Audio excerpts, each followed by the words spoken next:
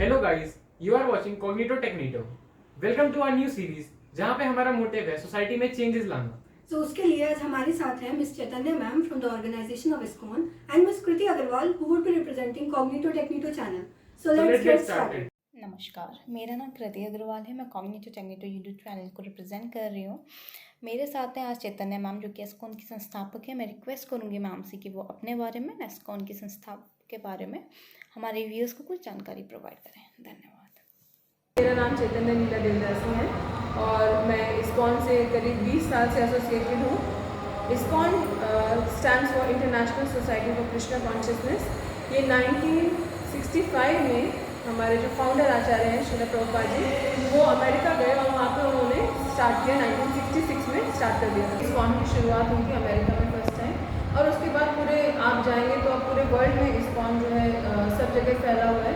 और हमारा जो मिशन है कि हम हर गली, हर गांव, हर शहर में हमारा वैदिक संस्कृति, हमारा भगवद गीता का ज्ञान पहुंचाएं और सबको भगवान से फिर से कनेक्ट कर सकें। तो ये इस्कॉन का जो मेन प्रिंसिपल है या मेन एजेंडा, वो ये मिशन। इस्कॉन जो है बहुत लोग नहीं जानते, वो सोचते हैं कि ये कोई अंग्रेजी संस्था है, मगर ऐसा नहीं है।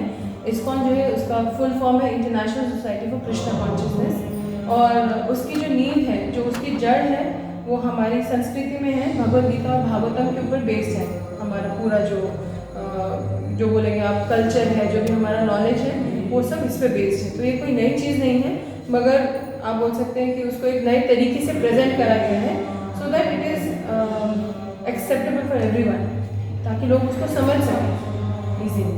तो वो प्रेजेंटेशन है, वो इस्कॉन करता है। तो हमारे जो वैदिक संस्कृति का पूरा प्रचार पूरे वर्ल्ड में इस्कॉन जो है उसमें लीड कर रहा है। ठीक है। तो आप जब आध्यात्मिकता से जुड़ी तो कैसा महसूस से जुड़ने के बाद? लाइक आपका फील्ड अलग था एंड जिसके बाद आपको बिल्कुल स्पिरिचुअल पाथ, तो कैसा फील होता है? देखिए, हम एक्चुअली जैसे अपने पेरेंट्स देखेंगे, कोई बच्चा कुछ क्वेश्चन पूछता है तो हम उसको क्या जवाब देते हैं? बस ऐसे करना होता है, ऐसे ही होता है, ऐसे ही होता है, इसीलिए हमको करना है। मगर इस्कॉन में हर चीज़ जो बहुत साइंटिफिक तरीके से प्रेजेंट करी जाती है, और मेरा जो बैकग्राउंड था वो साइंस का बैकग्राउंड था। तो जब मुझे एक्सप्लेन करा और जब मैंने बुक्स पढ़ी तो मुझे समझ में आया कि ये सब भगवान है या नहीं है, ये सब हमें बेस्ड ऑन साइंस कैसे हम इसको समझ सकते हैं। आत्मा है या नहीं है, वो हम कैसे समझ सकते हैं। तो जो हर चीज़ जो है, जो भी हमारे रिचुअल्स हैं, रीति रिवाज, ये बिल्कुल इनके पीछे एक साइंस है, और वो जो है वो हमें जानने को मिली। तो एक तरीके से आपको पूरा फेथ होता है उस चीज़ के ऊपर, क्योंकि आप कुछ सिर्फ अंधे की तरह नहीं कर रहे, आप आंखें आपकी खोलती हैं। एक्चुअली जो हमारे भगवद गीता है, स्पेशली भगवद गीता बोलना चाहिए कि वो एक आई ओपनर है। देखिए 5000 ईयर्स बैक वो ज्ञान दिया गया था, मगर तब भी उसको जब अर्जुन ने सुना तो उन्होंने अपने धर्म का पालन किया, अपने कर्तव्य का पालन, धर्म का पालन। और आज भी आप देखते हैं कि महात्मा गांधी, APJ अब्दुल कलाम, बहुत बड़े बड़े लोग, नरेंद्र मोदी जी, तो सब लोग उसको पढ़ रहे हैं और उसका प्रचार भी कर रहे हैं। तो ये हमारे लाइफ में जो है हमको सही डायरेक्शन देने वाली बुक है। तो आपको पॉजिटिव चेंजेस क्या क्या लगे, मतलब इस आध्यात्मिकता के रास्ते पर चलते हुए कुछ पॉजिटिव चेंजेस जो आपको फील हुए? पॉजिटिव चेंजेस एक तो ये है कि जो हमारे अंदर एक वो हमें एक हिम्मत देता है। हिम्मत किस बात की कि आपको पता है कि आप क्या कर रहे हो, हमारे लाइफ का गोल क्या है, वो हमको क्लियर होता है। उस गोल की तरफ कैसे बढ़ना है वो हमको पता चलता है।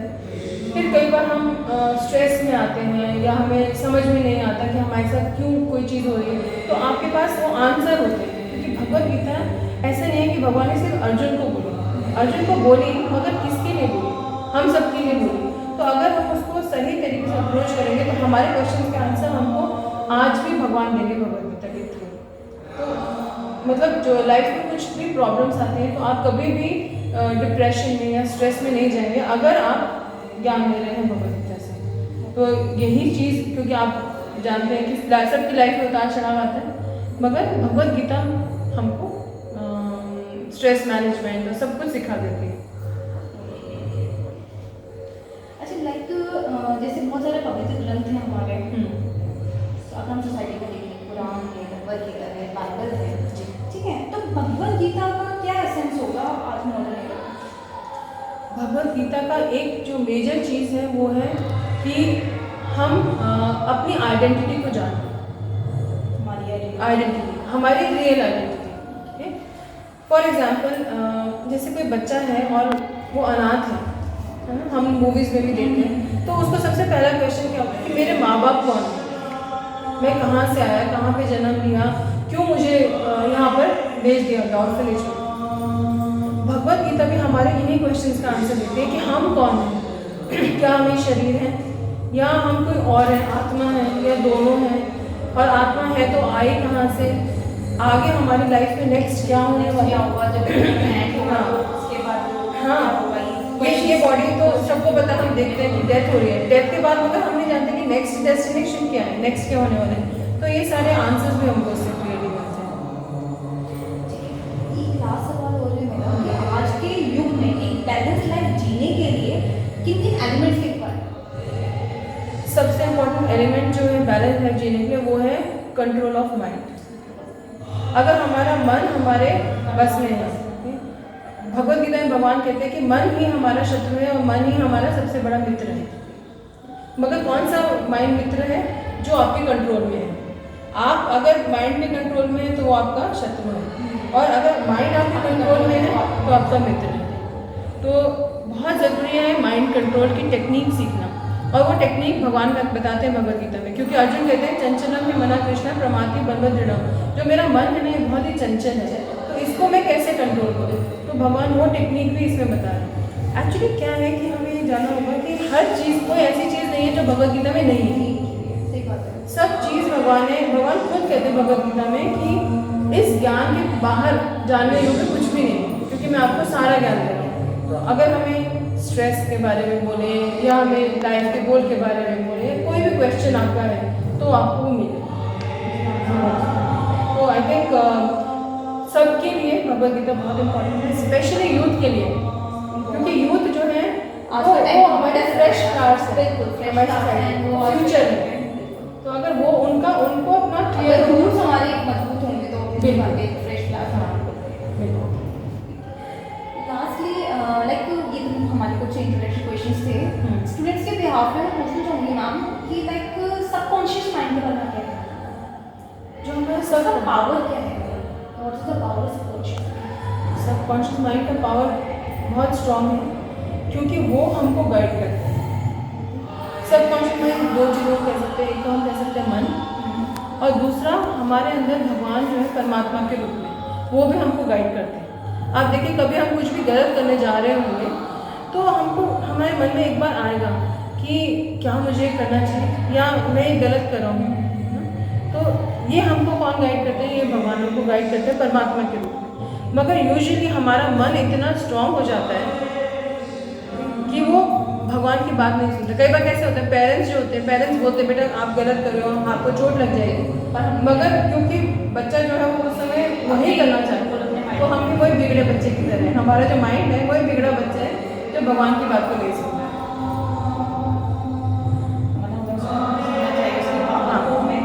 महसूस करना चाहिए, और वो हम कैसे महसूस करेंगे?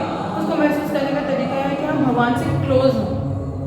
हम अपने पेरेंट्स की बात कब सुनेंगे? जब हम उनसे क्लोज हो, जब हम उनसे कनेक्ट होंगे तब हम उनकी बात सुनेंगे, या किसी की भी, टीचर की भी, किसी की भी। अब उसी तरीके से हम भगवान से कनेक्ट होंगे तो भगवान जो हमें गाइडेंस दे रहा है हम उसको एक्सेप्ट कर पाएंगे। आपका आत्मा से क्या है? आत्मा वो आत्मा क्या है? आत्मा क्या है? आत्मा ये भगवत गीता में भगवान बताते हैं, ममे वांशो जीव लोके जीव भूता सनातन, मम एव अंश। मम मतलब मेरा, एव मतलब ही, और अंश मतलब पार्ट। तो आत्मा जो है वो भगवान का ही पार्ट है। जैसे कि फायर में आप देखते हैं कि उसमें स्पार्क्स निकलते हैं, तो भगवान जो है एक फायर की तरह है, एक बहुत बड़ी इनफाइनाइट, एक बहुत बड़ी फायर, और हम सब जो आत्मा है वो उसी का एक छोटा सा स्पार्क है। तो है हमारे अंदर वही गुण जो भगवान के अंदर है, मगर भगवान के अंदर इनफाइनाइट है और हमारे हमें बहुत उसको थोड़े से। सीखना है या हमें चीज़ पे एकाग्रत करना है, अपनी पावर को खुद को जानना है कि हमारे अंदर ही भगवान लाइक करते हैं। भगवान हमारे हृदय में ही है। हमारे हृदय में है, तो हमें बोला था ना पांचों इंद्रियां जब मिक्स होती हैं तो हमारी जो पावर होती है वो द हाईएस्ट पीक होती है। क्योंकि अभी ना हमारे इतने सब डायरेक्शन में भाग रही है, तो हमें उसको कंट्रोल करना है। कंट्रोल कैसे करना है? माइंड से। और माइंड कैसे कंट्रोल होगा? इंटेलिजेंस से। इंटेलिजेंस कैसे कंट्रोल होगी? स्पिरिचुअलिटी से। अगर हम आत्मा को जानेंगे तो हमारा माइंड, इंटेलिजेंस, सब चीज़ें कंट्रोल हो जाएगी। वर्ड होता है सोल, एक वर्ड है हाँ, सोल, soul। क्या एग्जिस्ट करता है? सोल, जो हम इंग्लिश में सोल बोलते हैं, वो आत्मा है। आत्मा ही है, बट जिसका कॉन्सेप्ट है सोलमेट्स, हम्म। उसका क्या concept है? सोलमेट्स क्या है? हम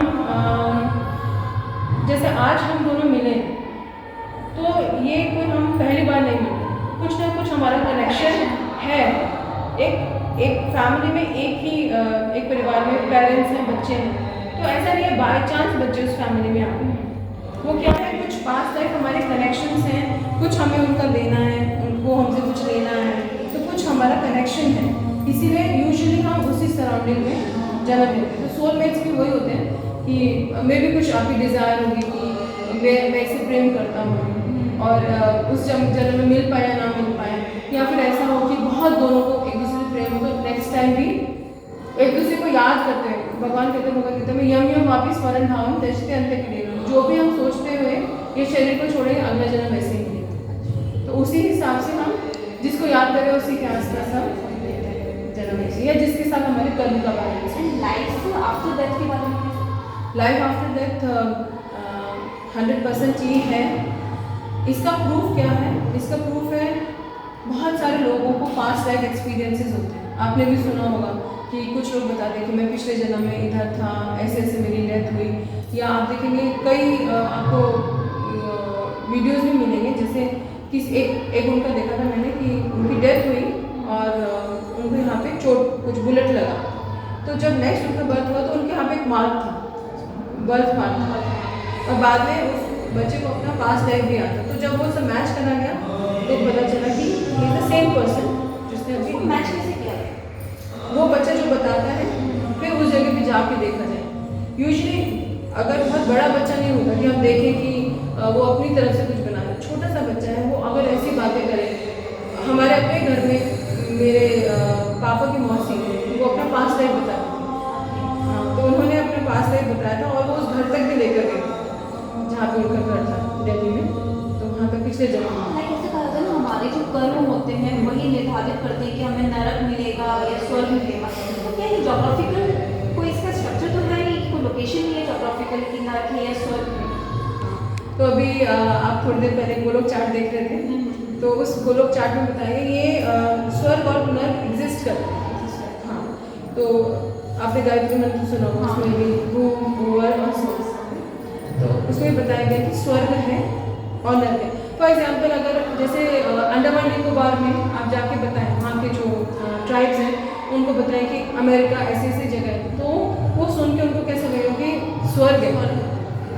हमारे जैसे कहते हैं धरती पे कश्मीर स्वर्ग है, कोई कहता है स्विट्जरलैंड स्वर्ग है, तो वो हमें एक आइडिया हो गया कि हमसे बेटर एक जगह है। कुछ ऐसी जगह सोमालिया फॉर एग्जाम्पल है ना, वहाँ पे बहुत भुखमरी है, तो वो क्या हो गया नारकीय तरीके एक तरीके से जगह होगी ना, मगर ऐसे जैसे वो ये चीज़ें एग्जिस्ट करती हैं, उसी तरीके से जब हम बहुत ज़्यादा पाप करते हैं तो हमको नर्क में भेजा जाता है, एक अलग प्लानिट है वहाँ पे भेजा जाता है। जब कोई बहुत पुण्य करता है, दान पुण्य ये सब करता है, तो उनको स्वर्ग में भेजा जाता है। मगर ये सारी जगह जो है ये सब टेम्पररी प्लेसेस है। जैसे आप वेकेशन के लिए जा रहे हैं, आपने अच्छा पैसा कमाया, आप क्या करेंगे? वेकेशन के लिए जाएंगे, तो वैसा वेकेशन है स्वर्ग, पैसा खत्म वापस इधर, तो फिर यहाँ पे मनुष्य जो है वो धरती पर ही है। हाँ, ऐसा नहीं है कि ना कहते हैं कि ऊपर भगवान बैठा है, तो कितना ऊपर बैठा है?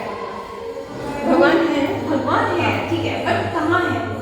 ना तो हमने आज तक उनको देखा, ठीक है। एक मतलब वो कहा जाए तो एक मूर्ति या जिनकी हम पूजा करते हैं वही है।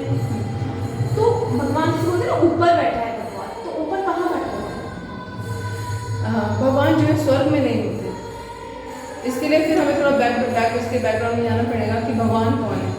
तो ये क्वेश्चन आता है, तो भगवान कौन है ये हम शास्त्र से जानना चाहिए भगवान कौन है। तो हमारे सारे शास्त्र, भगवद गीता हो चाहे भागवतम हो या पुराण हो, सारे जो शास्त्र हैं वो हमारे ये बताते हैं कि भगवान अल्टीमेट जो सुप्रीम पावर है वो है कृष्ण।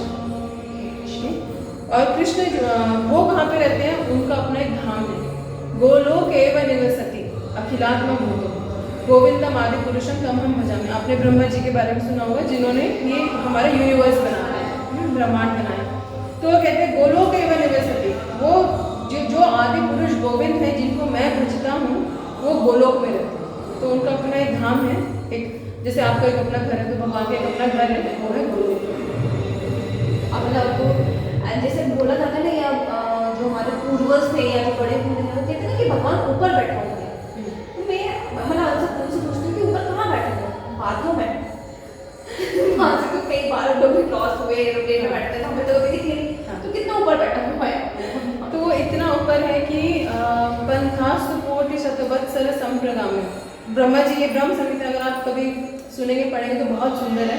उसमें ब्रह्मा जी कहते हैं कि अगर हम मन की वेग से भी जाएं, बहुत मन तो देखो कितना फास्ट है, अभी अमेरिका में पहुंच जाए, अभी स्वर्ग में पहुंच सकते हैं, नरक में पहुंच सकते हैं, है ना।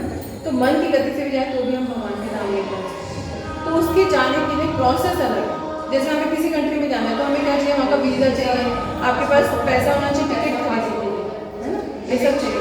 तो भगवान के धाम जाना है तो भगवान अपने यूनिवर्स में एंट्री आपको अलाउ करता है। तो उसके लिए हमें कैसे बनना पड़ेगा, शुद्ध बनना पड़ेगा, क्योंकि भगवान क्या है, कम्प्लीटली प्योर है।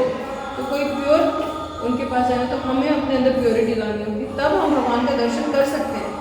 भगवान सभी के हृदय में है, कण कण में है, मगर हम नहीं देख पा रहे। तो प्रॉब्लम क्या है, प्रॉब्लम भगवान में जोग्राफिकल लोकेशन है। अगर आप मैप देखेंगे, वो देखेंगे गोलोक चार्ट,